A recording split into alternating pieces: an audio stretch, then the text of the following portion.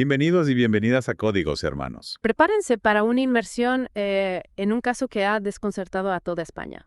La desaparición de Laura Hernández. Laura, una joven de 29 años. Desapareció Sí, sin dejar rastro. la noche del 12 de agosto de 2021. Mientras conducía de Sevilla a visitar a una amiga. Un viaje que hacía con frecuencia según su familia. ¿Qué pudo haber pasado en ese trayecto? Parecía rutinario. Esa es la pregunta Ah, que intentaremos responder en este deep dive. Analizaremos la cronología, Las evidencias, los testimonios. buscando alguna pista Claro. que nos acerque a la verdad. Empecemos por el principio. Vale. El 11 de agosto a las 10:30 de la noche, Laura se despide de su familia en Sevilla Ajá. y emprende su viaje. Hasta aquí todo normal. Correcto. A las 11:15 llama a su amiga para confirmar que va en camino. Sí. ¿Calcula llegar en un par de horas? Nada fuera de lo común. Exacto.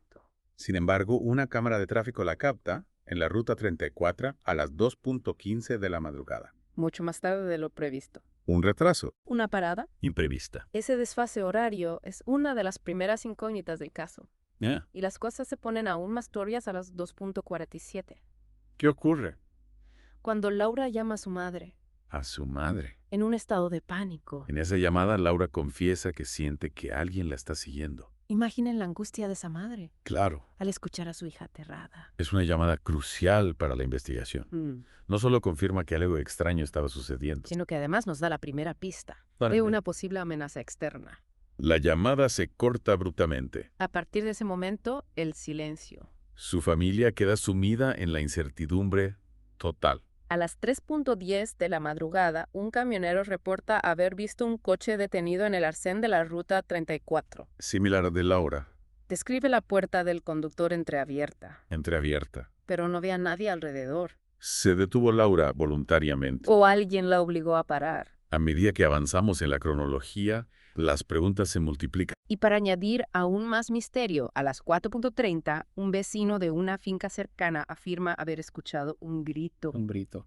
desgarrador. No puede precisar la ubicación exacta. Pero la hora coincide con el periodo en que Laura ya no se encontraba en contacto con su familia. Puede ser ella. Es una posibilidad que la policía no descarta, Claro. pero la falta de precisión del testimonio lo convierte en una pieza más de este complejo rompecabezas. Finalmente, a las 6:00 de la mañana, el coche de Laura es encontrado vacío en la ruta 34. La puerta del conductor está abierta, Sí. su teléfono móvil en el asiento, El hallazgo del coche confirma los peores temores. pero no proporciona respuestas. Al contrario. Genera aún más preguntas. ¿Qué sucedió en esas horas? ¿Dónde está Laura? Para intentar responder a esas preguntas, la policía se centra en analizar el vehículo Ajá. y sus alrededores, Buscando cualquier pista. en busca de cualquier pista que pueda arrojar luz sobre la desaparición de Laura. Y vaya, se encontraron pistas. Dentro del coche se hallaron varias evidencias ¿Así? que complican aún más el rompecabezas. Por ejemplo. Empecemos por las llaves. Las llaves estaban puestas en el contacto. Esto descarta la posibilidad de un robo del vehículo. Al menos en el sentido tradicional.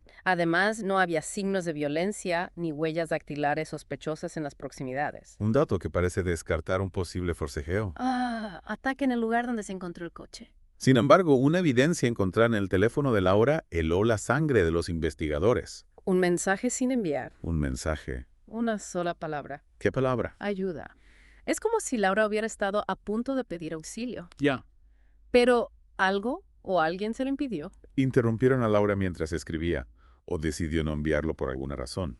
Esa palabra abre un abismo de posibilidades. El análisis forense del vehículo también reveló la presencia de fibras textiles desconocidas en el asiento del conductor. Pertenecen a otra persona que estuvo en el coche con Laura. Un amigo. Un desconocido. Alguien que la obligó a subir. Esa es una de las grandes incógnitas. Y para añadir aún más complejidad, se encontró un ticket de gasolina Un ticket.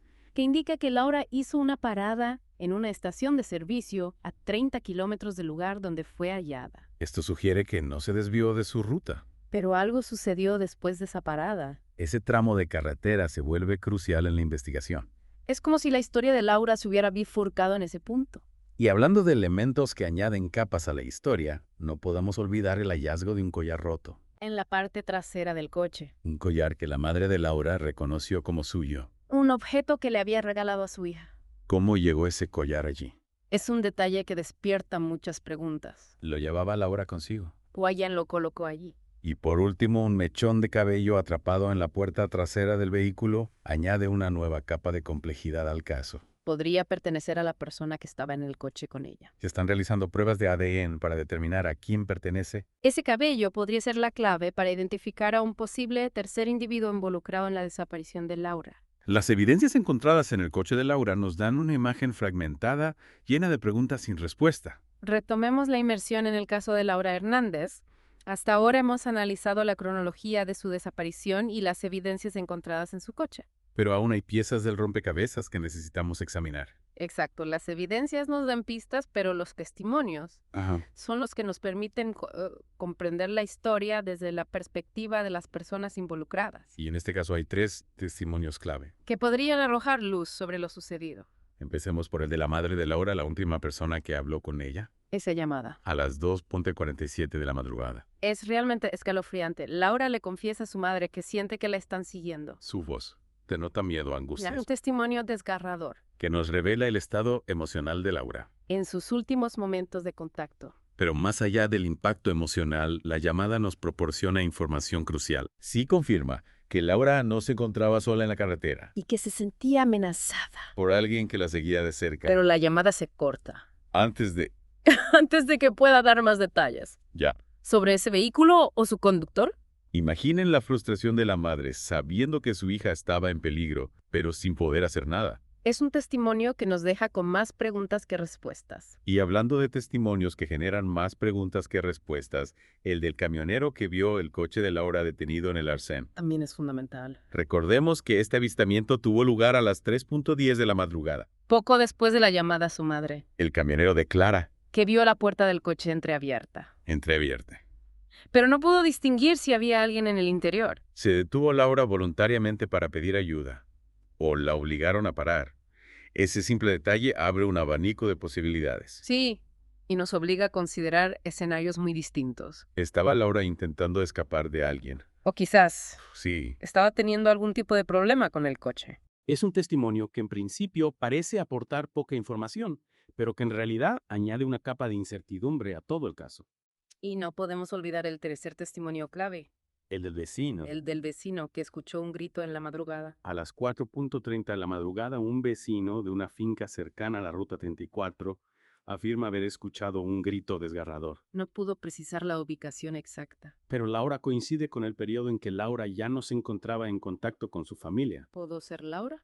La policía investiga esa posibilidad. Pero la falta de precisión del testimonio, Lo convierte en... una pieza difícil de encajar en el rompecabezas. Sin embargo, la coincidencia temporal es demasiado significativa para ignorarla. ¿Qué estaba sucediendo en esa zona a esa hora? ¿Había alguien más en la carretera, además de Laura y el camionero? Es una pregunta que nos lleva de nuevo a las evidencias encontradas en el coche. ¿Cómo podemos conectar esos testimonios con el mensaje de ayuda, las fibras textiles, el ticket de gasolina, el collar roto y el mechón de cabello? Es ahí donde la investigación se vuelve realmente compleja. Cada pieza del rompecabezas parece contradecir a la anterior. Creando un laberinto de posibilidades. Por un lado, el mensaje de ayuda nos indica que Laura se encontraba en una situación de peligro. Parecía estar pidiendo auxilio. Pero por otro lado, la ausencia de signos de violencia en el coche y en los alrededores nos hace dudar sobre la naturaleza de esa amenaza. ¿Era una amenaza física o psicológica? Si la estaban obligando a hacer algo, ¿por qué no hay rastros de forcejeo? ¿Y qué papel juegan las fibras textiles encontradas en el asiento del conductor? Esas fibras nos sugieren que había alguien más en el coche con Laura. ¿Pero quién? ¿Y con qué intención? Y el ticket de gasolina nos dice que Laura hizo una parada a 30 kilómetros del lugar donde fue encontrada. ¿Fue una parada planificada o algo la obligó a detenerse en esa estación de servicio? Es un detalle que nos obliga a dividir la historia de Laura en 2 partes antes y después de esa parada. Cambió algo en ese punto. Se encontró con alguien. Y el collar roto de la madre de Laura encontrado en la parte trasera del coche. Es una pista. Un distractor. Un mensaje. Es un detalle que despierta muchas emociones, pero que desde el punto de vista de la investigación es difícil de interpretar. Lo llevaba Laura consigo, o alguien lo colocó allí intencionadamente. Y por último, el mechón de cabello atrapado en la puerta trasera del coche. Esa es una evidencia que podría ser crucial. Si las pruebas de ADN logran identificar a esa persona, podríamos estar ante un punto de inflexión en la investigación. Con tantos cabos sueltos y preguntas sin respuesta, La policía continúa investigando cada pista, cada testimonio, cada detalle. ¿qué pueda conducir a la verdad? Y nosotros, desde Códigos Hermanos, seguiremos analizando este caso, buscando conexiones, patrones, Cualquier elemento que nos ayude a comprender qué le sucedió a Laura Hernández. Hemos recorrido un largo camino en este deep dive, analizando la cronología, las evidencias, los testimonios. ¿Qué rodea la desaparición de Laura Hernández? Pero la pregunta sigue en el aire. ¿Qué le sucedió? Llegamos al punto crucial de nuestra investigación. Explorar las diferentes teorías que intentan dar respuesta a esa pregunta. Cada una con sus puntos fuertes. Y débiles. Sus contradicciones y posibilidades. Empecemos por la teoría que a simple vista parece la más lógica. ¿La del accidente? Sin embargo, como hemos visto, la policía la descartó rápidamente debido a la falta de marcas de impacto en el vehículo. Es cierto que un accidente grave parece improbable. Pero algunos expertos plantean la posibilidad de un accidente menor, un golpe que la desorientó, quizás la dejó inconsciente por un tiempo. En ese estado de confusión, Laura podría haber caminado sin rumbo fijo, alejándose del lugar del accidente, sin dejar rastro. Eso explicaría por qué no hay señales de violencia cerca del coche. Es una posibilidad, pero hay elementos que no encajan en el mensaje de ayuda en su teléfono.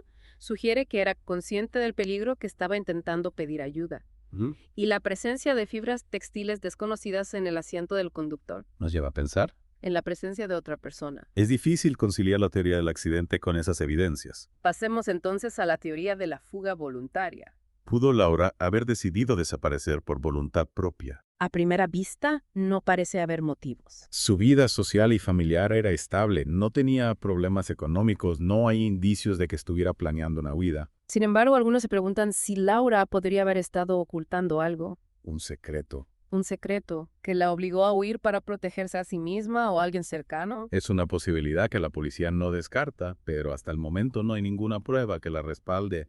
No hay movimientos bancarios sospechosos, no hay contactos con personas que pudieran ayudarla a desaparecer. La falta de evidencias que apunten a una fuga voluntaria Nos lleva a la siguiente teoría. la del secuestro. Sin embargo, esta teoría también tiene sus debilidades. No hay una demanda de rescate No hay testigos. que hayan presenciado un forcejeo. Es cierto, pero algunos expertos sugieren que el secuestro podría haber sido perpetrado por alguien conocido por Laura, alguien en quien confiaba. Y que no levantó sospechas. En ese caso, el secuestrador podría estar esperando el momento oportuno para hacer sus demandas o podría tener otros motivos más allá del dinero. Esa es una de las grandes incógnitas que rodean este caso. Si Laura fue víctima de un secuestro, ¿Cuál era el objetivo? ¿y quién podría estar detrás? Y llegamos a las teorías más inquietantes, las que nos llevan a pensar en la participación de terceras personas con intenciones oscuras. Una de ellas es la del acosador en redes sociales, Ese individuo. que enviaba mensajes amenazantes a Laura. Y que mostraba una obsesión preocupante por ella. Aunque no se ha podido establecer una conexión directa entre el acosador y la desaparición,